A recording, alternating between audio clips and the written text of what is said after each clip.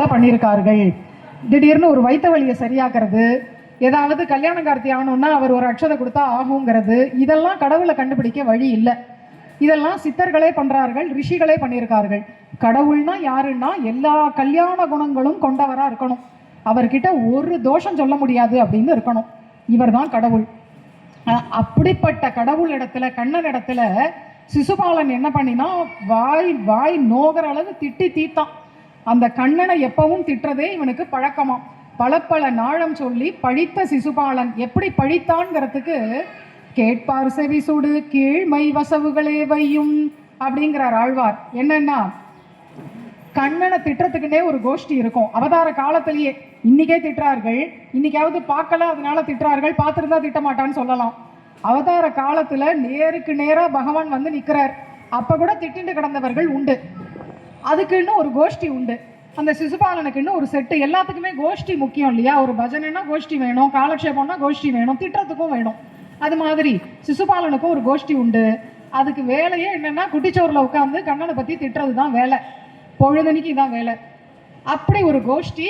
அவர்களே என்ன சொல்றார்கள், ஐயோ சிசுபாலா நீ திட்டுறது எங்களுக்கே பொறுக்கலை, நாங்களே திட்டக்கூடியவா தான், நாங்களே நாஸ்திகர்கள் தான், எங்களுக்கே நீ திட்டுறது பொறுக்கலை, அவ்வளவு மோசமா திட்டுறியே, கொஞ்சம் வாயை மூடுங்கிறார்களாம்.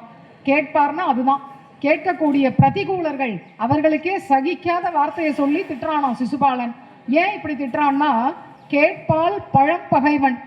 இவன் இன்னைக்கு நேர்த்தி பகைவன் இல்லை கண்ணனுக்கு, ஜென்ம ஜென்மமா பகைவன். ஏன்னா ஹிரண்யனா பிறந்த போதும் பகைவன், ராவணனா பிறந்த போதும் பகைவன், இப்ப சிசுபாலனா வந்திருக்கான், இப்பவும் பகவானுக்கு பகைவன். அது எப்படி வருமானா, நம்ம சாஸ்திரம் என்ன சொல்லுது, வாசனை சூக்ஷ்ம சரீரம் இது ரெண்டும் தொடர்ந்து வந்து கொண்டே இருக்கும். எப்போ வரைக்கும்? விரஜா நதியினுடைய அக்கறையை தாண்டுற வரைக்கும். எப்போ தாண்டலாம்? எவன் முக்தாத்மாவோ அவனால தான் தாண்ட முடியும். அப்போ விரஜா நதியினுடைய அக்கறைக்கு போற வரையிலும், அதாவது பரமபதத்தை அடையிற வரையிலும் மறுபிறப்பு எடுத்துக்கொண்டே இருக்கு இல்லையா ஜீவன். அந்த ஜீவனுக்கு வாசனை தொடர்ந்து வரும். சூக்ஷ்ம சரீரம்னு ஒன்று இருக்கு, அதுவும் தொடர்ந்து வரும். வாசனைன்னா என்னன்னா, போன பிறவியில நல்ல இசை கலைஞரா ஒருத்தர் இருந்திருப்பா, அவர் ஏதோ ஒரு காலகத்தி அடைஞ்சிடுறா, ஒரு காலகட்டத்தில் மரணம் அடைஞ்சிடுறார்கள். மறுபிறவி எடுக்கும் போது இசை கத்துக்காதபடிக்கே சின்ன குழந்தையிலேருந்து இசை தன்னால வரும். ஏன் அப்படி வருதுன்னா, வாசனை பூர்வ ஜென்மால விட்டக்குறை தொட்டக்குறை அப்படிமோ இல்லையா, அதுதான் வாசனை. அந்த வாசனை பிறவிகளுக்கு தோறும் தொடர்ந்து வரும். அதே போல சூக்ஷ்ம சரீரம், போன பிறவியில ஒருத்தன் நல்ல ஆரோக்கியமாக தான் இருந்திருப்பான், ஏதோ ஒரு தோஷம் பாப்பம் அபச்சாரத்தினால இந்த பிறவியில கை இல்லாதவனா போயிட்டான். ஒரு கை இல்லை, பிறக்கும் போதே ஒரு கை இல்லை. அவன் நல்ல வளர்ந்து பெரியவனாரான், கை இல்லை, கை இல்லாமலே எல்லாம் பண்ணிக்க பழகிட்டான். இருந்தாலும் ஏதோ ஒரு பொருள் இருக்கு மேஜை மேல, டக்குனு கீழே விழறது.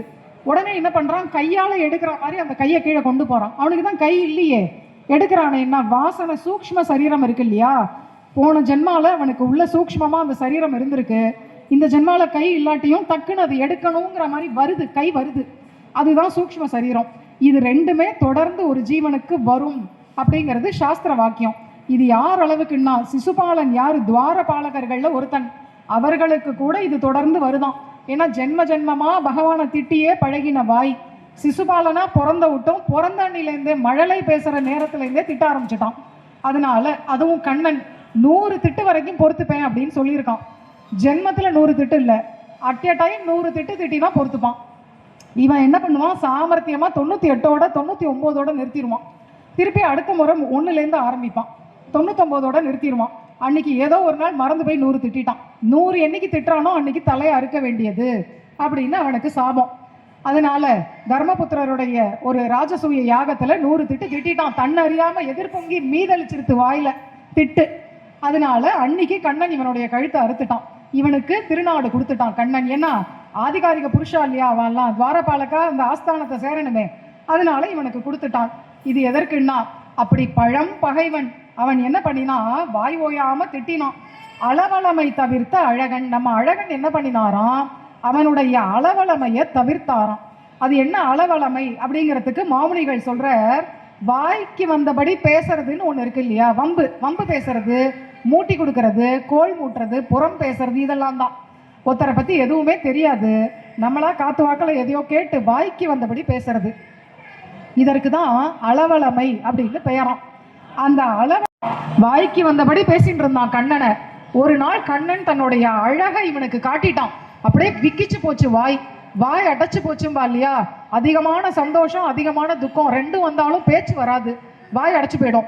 அதிகமான ஆச்சரியத்தை பார்த்துட்டான் இவன். இந்த சிசுபாலன் அழகு வெள்ளம் எடுத்து தாங்கல அந்த அழகு. அது ஏதோ கிருஷ்ணாவதாரங்கிறது இருக்கட்டும், இன்னைக்கு அழகர் வைகை ஆத்துக்கு இறங்கி வராரு. அந்த அழகு எவ்வளோ ஆயிரக்கணக்கான ஜனங்களை ஆக்கர்ஷிக்கிறது. அந்த ஜனங்கள்கிட்ட அவர் என்ன வாயசைச்சு பேசுறாரா, கையால வான்னு கூப்பிடுறாரா, கண்ணை சிமிட்டுறாரா, இல்லை பார்க்கும் போதெல்லாம் பூ விழறது, ஏதாவது அவர் ஏதோ ஒன்று பண்றார், ஏதோ அசரீரியா ஏதோ கேட்கறதுன்னு ஏதாவது நடக்கிறதா, இல்லை வர்ற ஜனங்க தான் காலக்ஷேபம் கேட்டவாளா, உபன்யாசம் கேட்டவாளா, ஆழ்வாரெல்லாம் தெரிஞ்சின்றவர்களா, திவ்ய பிரபந்தம் தெரியுமா, எப்படியும் அழகரோட கனெக்ட் ஆயிடுறாளே. அர்ச்சாமூர்த்தத்திலேயே அழகை காட்டி மயக்கிறாருன்னா நேர அவதாரத்துல இருக்கும் போது சிசுபாலன் திட்டுறான். ஸ்துதி கூட பண்ணல, சகசரநாமம் பண்ண வேண்டாம், கண்ணன் எதிர ஸ்துதி பண்ணல, திட்டுன்னு திட்டுறான். சரி, இவன் வாயை மூடணும்னா ஒரே வழிதான் இருக்கு, நம்ம அழகை காட்டணும் அப்படின்னு நம்மளுடைய சுந்தர பாகு அழகை காட்டினாராம். அழகை கண்டு அப்படியே விக்கிச்சு தொண்டை அடைச்சு போயிட்டான். திட்டு வரல, வாயில திட்டுறதுக்கு வார்த்தை வரல, தொண்டை அப்படியே கம்மி போச்சு அவனுக்கு. அதனால அளவலமை தவிர்த்த அழகன். யாரெல்லாம் இப்படி அபச்சாரப்படுறார்களோ தரதரதரன் இழுத்து கொண்டே அழகன் எதிரில் நிறுத்திட்டா போறோம். அழகை காட்டி அவ வாயை மூட வச்சிருவார். அப்பேற்பட்ட அளவலமை தவிர்த்த அழகன் அலங்காரன் மலை. பகவானுக்கு எது அலங்காரம்னா கல்யாண குணங்கள் தான். ஏன்னா தாயாரே என்ன சொல்றா, எடுத்த எடுப்புல சுத்வா குணான்னு புவன சுந்தரா, சுந்தரா அப்படின்னு கூப்பிடுறா இங்க பெருமாளை. சுந்தரான்னு கூப்பிட்டு உன்னுடைய குணங்களை கண்டு ஆசைப்பட்டேன். ஏன்னா ராமாவதாரத்துல குணங்களை கண்டு ஆசைப்பட்டேன்னு சொன்னா பரவாயில்ல, கிருஷ்ணாவதாரத்தை சொல்லும் போது உன்னுடைய லீலைகளை கண்டு தீப்புகளை கண்டு ஆசைப்பட்டேன்னு சொல்லணும். கிருஷ்ணாவதாரத்துல கூட தாயார் குணத்தை பார்க்கறாளே, அதனால குணங்கள் தான் அழகு பகவானுக்கு.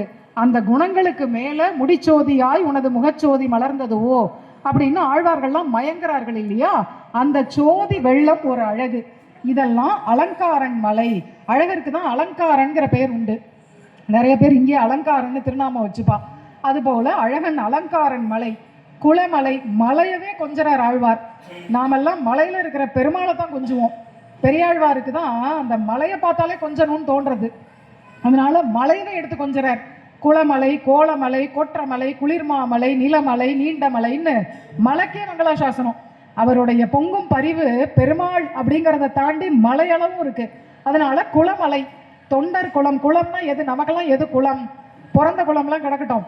எப்போ பிரபன்னால் ஆயாச்சோ சரணாகதால் ஆயாச்சோ பிரபன்ன குளம், தொண்டர் குளம். அந்த தொண்டர் குளத்துக்கு ஒரு சிகரம், ஒரு கொடுமுடி, அதுதான் இந்த அழகர் மலை, சோலை மலை. அதனால இது குளமலை. குளிர் மாமலை. பெருமாளுக்கு அழகருக்கு ஒரு தாபம் இருக்கான் அடிக்கடி. என்னன்னா, நான் ஏதாவது பேசணும் விளையாடணும்னு ஆசைப்படுறேன் பக்தர்களோட, ஆனா அவர்கள்லாம் என்கிட்ட நெருங்கி என்னை வம்பிழுத்து டீஸ் பண்ணி விளையாட மாட்டேங்கிறான். அதனால நானும் அப்படியே அர்ச்சா சமாதியோட இருக்க வேண்டியிருக்கு. யாராவது என் வாயை கிண்டி கிளறி அப்படி பண்ணினா விளையாடலாமேன்னு ஆசைப்படுறாராம் அழகர். நாம முயற்சி பண்ண மாட்டேங்கிறோம். நம்ம பொதுவாக என்ன செய்யறோம், கோயிலுக்கு போனா தீர்த்தஞ்சடாரி வாங்கிக்கணும், கன்னத்துல போட்டுக்கணும், விநியோகம் தோசை சுண்டல் இருந்தா வாங்கி வாயில போட்டுன்னு வெளில வந்துடணும். இந்த புரோட்டோகாலுக்கு முக்கியத்துவம் கொடுக்குறோமே ஒழிய பெருமாளோட அவர் பேசுவாரா, இப்படியே தான் இருப்பாரா? பேச மாட்டார்னா ஏன் திருக்கச்சி நம்பிகளோட பேசினார், என்னோட ஏன் பேசல?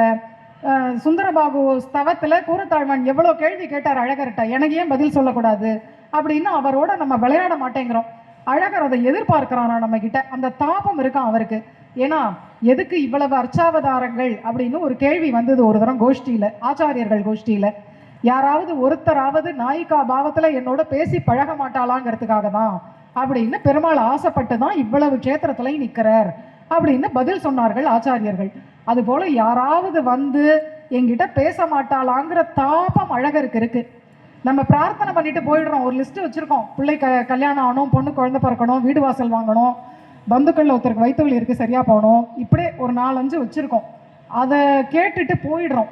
ஆனா நம்மளோட பேசி விளையாடணும், யாராவது பக்தர்கள் அப்படி வரணும்னு அழகர் ஆசைப்படுறாரு இல்லையா. அந்த தாபம் அழகருக்கு இருக்கு, ஏக்கம் இருக்கு மனசுல.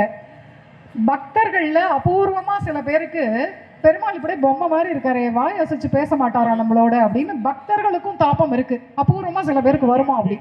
இந்த 2 பேரோட தாபத்தையும் போக்கக்கூடிய மலைங்கிறதுனாலதான் குளிர் மாமலைன்னு வியாக்கியானம். ஆஷ்ரிதருடைய தாபம் அந்த சரண்யனா இருக்கிற பகவான்